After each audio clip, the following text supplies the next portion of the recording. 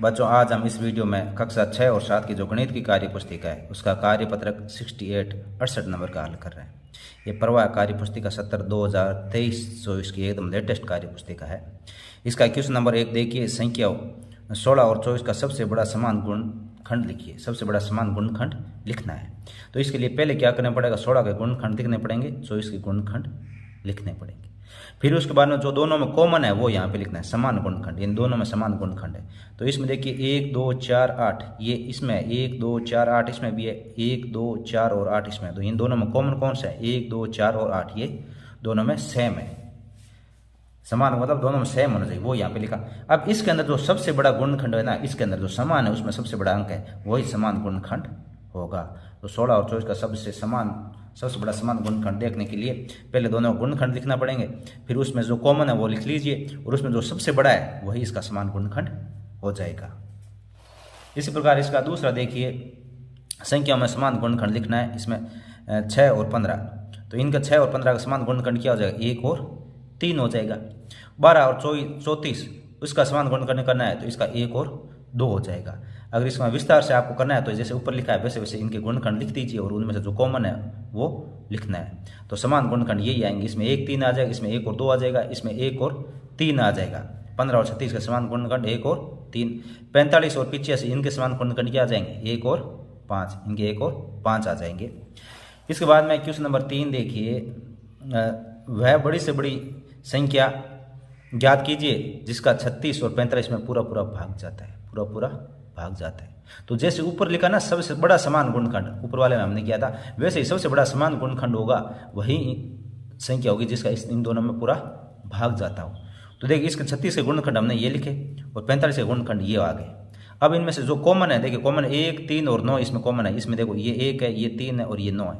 इसमें 1 3 और ये 9, ये तीनों दोनों में कॉमन है, तो ये हमने कॉमन वाले यानी समान है वो यहाँ पे लिख लिया। इसमें जो सबसे बड़ा अंक है वही क्या होगा, समान गुणनखंड। वो क्या होगा, वो सबसे बड़ी संख्या होगी जिसके इसमें पूरा भाग जाता है, और इसको महत्व समापवर्तक बोलते हैं, महत्व समापवर्तक बोलते हैं इसको, जो सबसे बड़ा अंक होता है, इसको मैथ से बोलते हैं। तो ये देखना है, इसमें 9 का पूरा भाग जाएगा, सबसे बड़ा। इससे बड़ा कोई अंक नहीं है जिसका दोनों में भाग जाता हो। अब इसके बाद क्वेश्चन नंबर 4 देखिए, वह बड़ी से बड़ी संख्या ज्ञात कीजिए जिसका 20 60 और 80 में पूरा भाग जाता हो। तो हमने 20 के ये देखो अभाज्य गुणनखंड लिखे हैं, 20 के अभाज्य गुणनखंड 1 2 4 5 और 10 और 20 है। उस प्रकार 80 के 1 2 4 5 8 10 16 20 40 और 80 ये अभाज्य गुणनखंड है। इस प्रकार ये इसके क्या है, गुणनखंड आ गए। इस प्रकार 60 के 1 2 3 4 5 6 10 12 15 20 30 और 60 ये।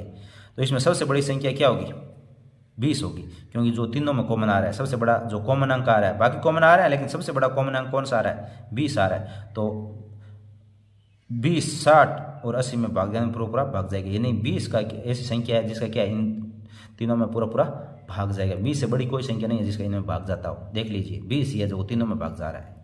20 से बड़ी संख्या मान लो 30 है, तो 30 का इसमें भाग जाता है लेकिन इन दोनों में नहीं जा रहा।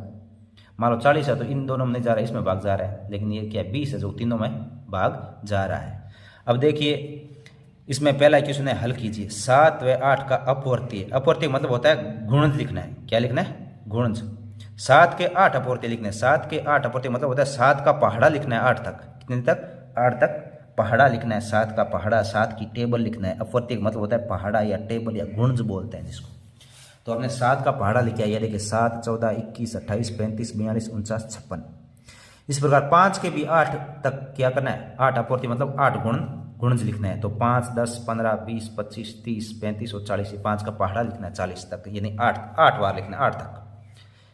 तो अपना 10 तक याद करते हैं तो ये 8 तक लिख दीजिए। फिर इसके बाद में देखिए दोनों के समान अपवर्तीय गुण, इनमें दोनों में समान क्या है, समान केवल एक है, ये 35 और ये 35, तो ये आ गया।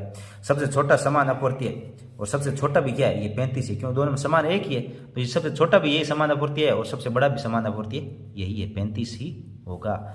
गुणज को अपवर्तीय भी कहते हैं, ये देखो गुणज को अपवर्तीय भी कहते हैं। सबसे छोटा समान अपवर्तीय लघुत्तम समापवर्तीय कहते हैं, और सबसे छोटा लघु अपवर्तीय होता है उसको क्या बोलते हैं, लघुत्तम समापवर्तीय बोलते हैं। तो ये लघुत्तम है, ये 7 और 5 का क्या है, लघुत्तम है। लघुत्तम समापवर्तीय ज्ञात करने का तरीका ये देख लीजिए। इसमें ज्ञात करना है 8 और 12 का, तो 8 और 12 लिखेंगे। 8 और 12 में पहले 2 का भाग देंगे, तो इसमें 2 का भाग 4 बार जाएगा, इसमें 6 बार जाएगा इसमें। फिर इसमें 2 का भाग देंगे तो ये 2 बार, इसमें 2 का भाग दिया 3 बार। फिर 2 का भाग इसमें दिया 1 बार, इसमें ये जाएगा नहीं, 3 का 3 लिखा। फिर 3 का भाग दिया, ये 1 का 1 लिखेंगे, 3 में 1 बार गया। अब इनको गुणा करें, वही क्या होगा, लघुत्तम आ जाएगा।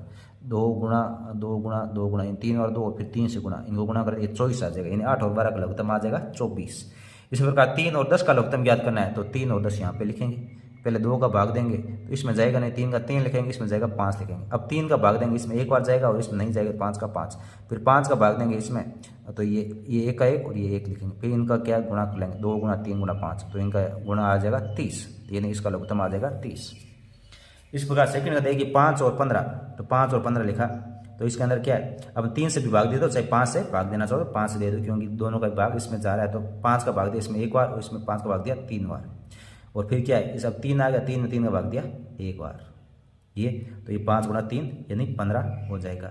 नियम के अनुसार अगर आप कक्षा में सीखते हो तो आप ये क्या कहते हो, आप पहले 3 का भाग देना चाहिए, फिर 5 का भाग देना चाहिए। तो आप ऐसे कर सकते हो, 3 को भाग दीजिए और 5 का भाग दीजिए, कैसे भी इनका लघुत्तम आना चाहिए। तो आप ऐसे भी कर सकते हो, पहले 5 और 15 इसमें पहले 3 का भाग दीजिए, तो ये 5 का 5 रहेगा, ये 3 बार जाएगा, और फिर 3 ये 5 बार आएगा। फिर 5 का भाग देंगे, ये 1 बार और ये 1 बार, ये 3 और 5 यानी 15 आ जाएगा। अब इसके बाद देखिए 7 और 8 इसमें भाग देना, पहले 2 का भाग देंगे तो ये 7 का 7 और इसमें 2 का भाग दिया 4। फिर 2 का भाग देंगे 7 का 7, तो इसमें 2 का भाग दिया 2 बार। फिर 2 का भाग देंगे तो 7 का 7 रहेगा और 2 में भाग दिया 1। अब 7 का भाग देंगे 1 बार, 1 हो गया। अब लिख लेंगे 2 गुणा 2 गुणा 2 गुणा 7, तो इनका गुणा करेंगे तो ये आ गया 56, यानी इनका लघुत्तम हो जाएगा 56। अब इस प्रकार हल करना है, इनका गुणनखंड लिखना है। पहले 16 के अपवर्तक, ऊपर वाले में अपवर्ती था, अपवर्ती मतलब गुणज, और यहाँ अपवर्तक है मतलब गुणनखंड। 16 का गुणनखंड हो जाएगा 1 2 4 8 16। 32 के हो जाएंगे 1 2 4 8 16 और 32, और दोनों में समान क्या हो जाएगा, समान देखो इसमें 1 2 4 8 और 16, ये दोनों समान है, 1 2 4 8 और 16। सबसे बड़ा समान अपवर्तक क्या हो जाएगा, 16 हो जाएगा। सबसे बड़ा समान अपवर्तक क्या हो जाएगा, 16, ये सबसे बड़ा है तो ये 16 हो जाएगा। इस प्रकार इसका क्वेश्चन नंबर 4 दीजिए, महत्व समावर्तक ज्ञात करना है, महत्व समावर्तक। तो इसमें क्या होगा, महत्व समावर्तक के लिए इनका अलग अलग गुणनखंड करना पड़ेगा, अलग अलग गुणनखंड करना पड़ेगा।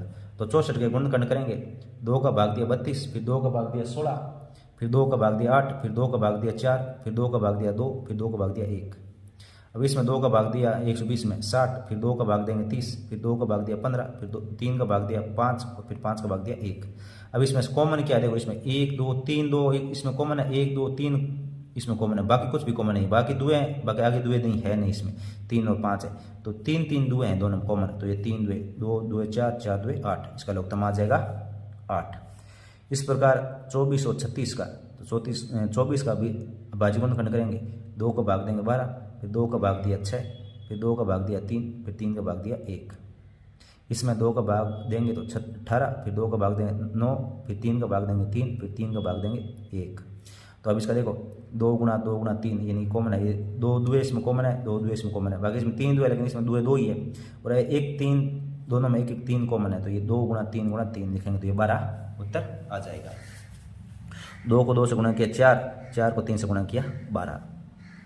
अब इसमें देखिए 128 और 54 का करना है, तो 128 में 2 का भाग देंगे 64, फिर 2 का भाग दिया 32, फिर 2 का भाग दिया 16, फिर 2 का भाग दिया 8, फिर 2 का भाग दिया 4, फिर 2 का भाग दिया 2, फिर 2 का भाग देंगे 1। इस प्रकार 54 में 2 का भाग दिया 27, 3 का भाग दिया 9, 3 का भाग दिया 3, फिर 3 का भाग दिया 1। इसमें कॉमन 1 ही है, एक दुआ कॉमन है और बाकी कुछ भी कॉमन है, तो इसका लघुत्तम हो जाएगा महत्व समाप्त में से हो जाएगा 2। इस प्रकार 39 और 26 का ज्ञात करना है। 39 में हम पहले 3 का भाग देंगे तो 13 आएगा, फिर 13 में 13 का भाग दिया 1। 26 में पहले 2 का भाग देंगे 13, फिर 13 का भाग दिया 1, तो इसमें 13 कॉमन है और कुछ कॉमन नहीं है, तो इसका में से क्या हो जाएगा 13 हो जाएगा। इसी के साथ ये कार्यपत्रक कंप्लीट हुआ। धन्यवाद।